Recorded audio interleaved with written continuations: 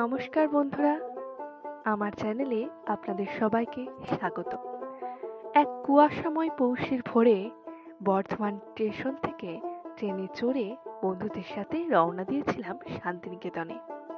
দিনটি ছিল ৭ই পৌষ। তখন শান্তিনিকেতনে চলছে পৌষ মেলা। ওটাই ছিল মূল উদ্দেশ্য।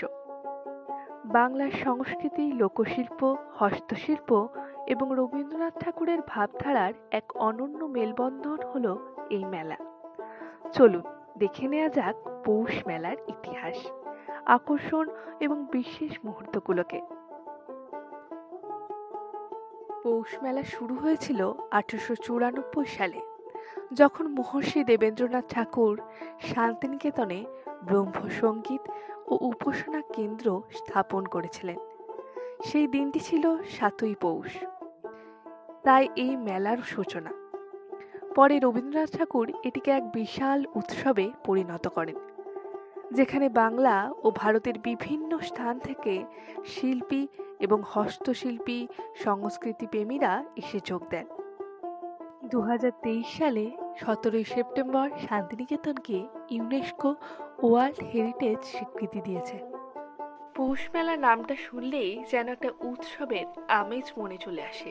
ডিসেম্বরের শেষ সপ্তাহে এই মেলা অনুষ্ঠিত হয় আর হাজার হাজার মানুষ এখানে এসে ভিড় করে। শুধু বাংলা নয়, ভারতবর্ষের বিভিন্ন প্রান্ত থেকে মানুষ আসেন এই মেলায় যোগ দিতে। প্রায় 2000-এরও বেশি স্টল রয়েছে এই মেলায়। গ্রামটির শিল্পের পসরা সাজিয়ে বসেছে বিভিন্ন গ্রাম এবং বিভিন্ন এলাকা থেকে আসা শিল্পী ও কারিগররা। বিভিন্ন হস্তশিল্প, ডোকরার, মাটির দ্রব্য, কাঠের তৈরি খেলনা, আসবাবপত্র, গৃহসজ্জার দ্রব্য, মণিহারি দোকান। মেলার প্রচুর মানুষের ভিড় এই দোকানগুলিকে ঘিরে রয়েছে। পৌষ মেলা তো শুধু একটা মেলা নয়, এটা হলো একটা অনুভূতি। এটা বাংলার ঐতিহ্য, সংস্কৃতি আর মানুষের মিলনের প্রতীক।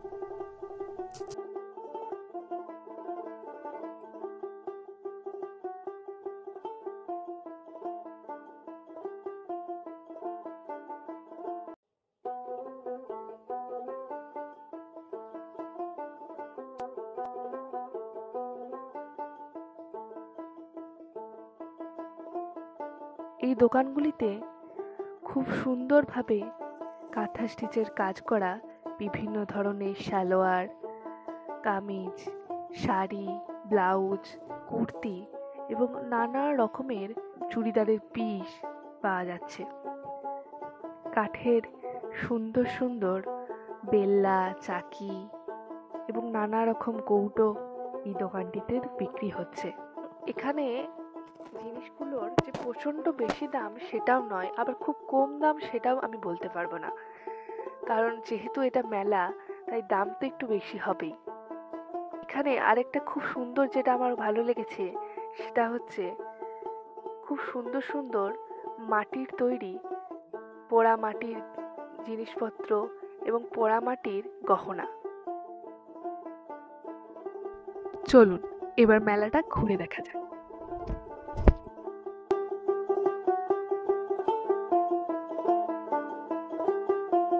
দোকান থেকে আমি একটা কুর্তি নিয়েছি, বিদেশে একটা কুর্তি নিয়েছি এবং কুর্তিগুলো প্রচন্ড সুন্দর, কালারগুলো খুব ভালো এবং এগুলো এত নরম সুতির ছিট যেগুলো গ্রীষ্মকালে পরে তো প্রচন্ড আরাম।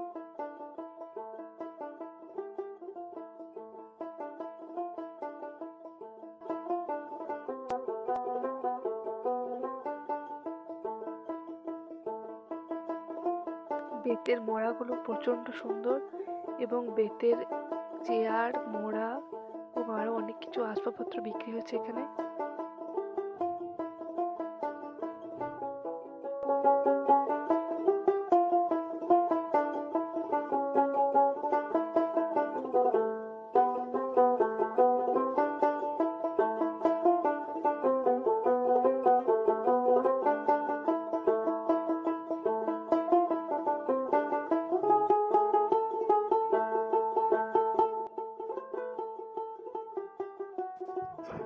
সারাটা দিন মেলায় ঘোরাঘুরি করে এবার দুপুর হতেই আমাদের খিদে পেয়ে গেল।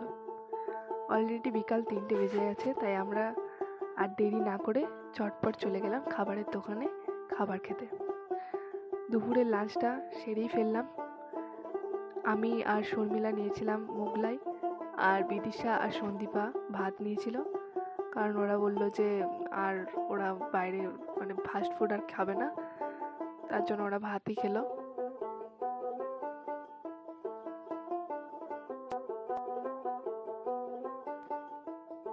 বাঙালিদের কিন্তু ভোজন শেষে একটু জোয়ান না হলে ঠিক চলে না।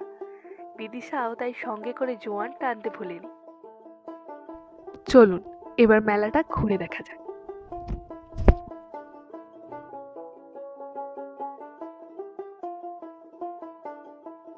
এখানে পটচিত্রগুলো ভীষণ সুন্দর, এবং এই কাপড়ের দোকানটাতে যে জামা কাপড়গুলো রয়েছে সেখানে শুধু কাপড় নয়, পাঞ্জাবিও অনেক আছে, এবং এই গলার হার, চুড়ি, কানের দুল, এই সব কিছুই কিন্তু মেয়েদের চোখ খুব আকর্ষণ করে।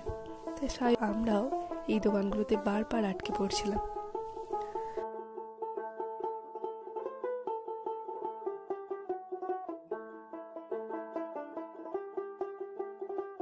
প্রত্যেকটা জিনিস অসাধারণ, মনে হচ্ছিল মাঝে মাঝে যে গোটা মেলাটাই তুলে নিয়ে চলে যায়। পুরোটা মেলাটা ঘুরেও শেষ করা যাবে না, এখানে এত মেলার এত বড় বড় স্টল যে পুরোটা একদিনে শেষ করা সম্ভব নয় দেখে।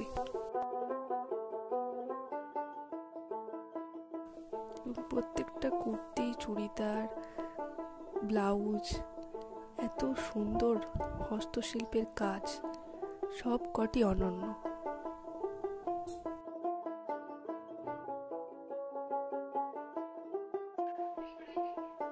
পুরো মেলাটা ঘুরে এবার অবশেষে যখন বাড়ির পথে রওনা দেব, তখন আমার বান্ধবী বিদিশা বলল যে আরেকটু নাই থেকেই যায়। উনি আবার একটা এমন মাস্ক পরে চাটা বিক্রি করছেন যেটা আবার সবারই দৃষ্টি আকর্ষণ না করে পারছে না। এই স্টলটাতে আবার একটা লোভনীয় জিনিস আমার নজরে পড়েছে। দেখুন, বিভিন্ন স্বাদের বিভিন্ন রকমের আচার পাওয়া যাচ্ছে এই স্টলটিতে।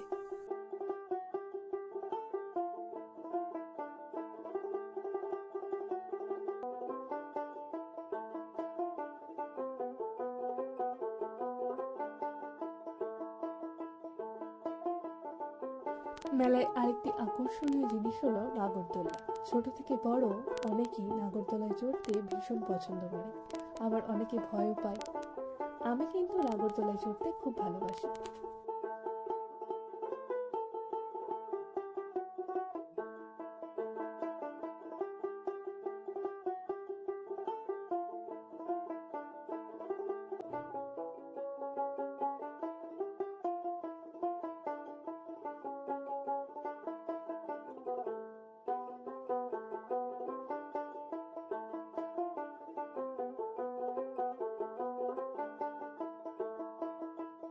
মেলার মাঝখানে সব থেকে যেটা আকর্ষণীয় সেটা হচ্ছে বাউলের আখড়া, কীর্তন গান। মেলার মূল আকর্ষণ কীর্তন, এবং যিনি কীর্তন গাইছিলেন তার কণ্ঠস্বর এবং তার কীর্তন গান প্রতিটা জনতাকে মুগ্ধ করেছিল, এবং বিনোদন মঞ্চের চারপাশের প্রতিটি জনতার মনোযোগ আকর্ষণ করছিল ওই কীর্তন গানটি, এবং প্রচুর ভিড়ও জমেছিল চারদিক থেকে। বলা যায় মেলার অর্ধেক ভিড় ওখানেই ছিল, এবং আমারও কীর্তন শুনতে প্রচণ্ড ভাল লাগে, তাই আমরাও আস্তে আস্তে ওই দিকেই রওনা দিলাম। যেখানে কীর্তন গান এবং বাউল গান হচ্ছে সেই দিকে এলাম, এবং এখানে কীর্তন গান শুনতে শুনতে আমার বান্ধবীরা কিছু ফলাহার করতেও শুরু করে দিয়েছে। বিদিশা বাড়ি থেকে আসার সময় কাকিমা কাছ থেকে কয়েকটা পেয়ারা, আপেল এবং কিছু ফল নিয়ে এসেছিল, তাই আমরা সবাই মিলে এখানে একটা ছোটখাটো পিকনিক করতে শুরু করে দিয়েছি।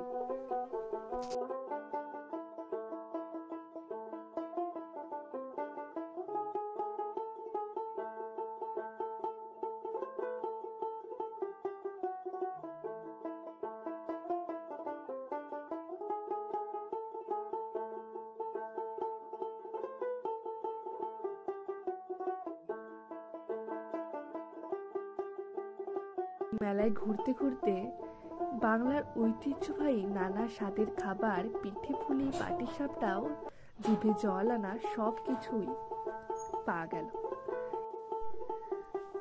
আমি প্রথমবার এসেছি পৌষ মেলায়।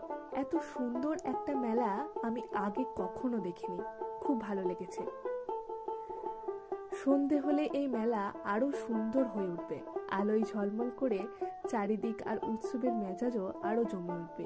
কিন্তু দুঃখের বিষয় হলো এই যে আমাদের সন্ধ্যের আগেই ট্রেন ধরে বাড়ির উদ্দেশ্যে রওনা দিতে হবে।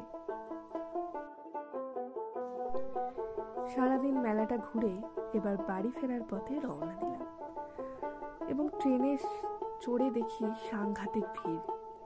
এইটুকুও পা রাখারও জায়গা নেই।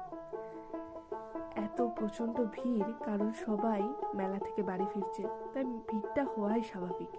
যাই হোক, অবশেষে কোনো রকমে ট্রেনে চড়ে দম বন্ধ হওয়ার উপক্রম হয়ে গেছিল একটা সময়, সেই পরিস্থিতি কাটিয়ে বাড়ি ফিরলাম।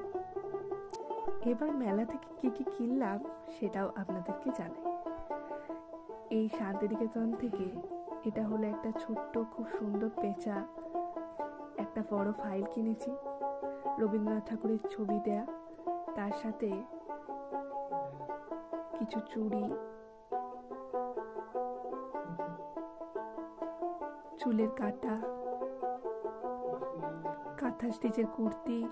এই শাড়িটা এত ছোট ভাবে ভাঁজ করা আছে যে এত ছোট একটা বাক্সে এরকম ভাবে শাড়িটা ভাঁজ করা আছে, যেটা দেখে আমরা তো প্রথমে সবাই অবাকই হয়ে গেলাম যে এটা কি। তারপরে দেখলাম এটা একটা শাড়ি। যাই হোক, খুবই ভালো লাগলো, তাই শাড়িটা কিনে নিলাম এবং এই সমস্ত কিছু কিনলাম। ধন্যবাদ বন্ধুরা, আজকের জন্য এতটুকুই। আবার দেখা হবে নতুন কোনো ভিডিও নিয়ে। ততক্ষণ পর্যন্ত ভালো থাকুন, সুস্থ থাকুন। আপনারা নিশ্চয়ই অনেকেই শান্তিনিকেতনের পৌষ মেলায় গিয়েছেন। আপনার প্রিয় মুহূর্তগুলো অবশ্যই আমাদের কমেন্টে জানান। ভিডিওটি ভালো লাগলে লাইক করুন, শেয়ার করুন এবং চ্যানেলটি সাবস্ক্রাইব করতে কিন্তু ভুলবেন না।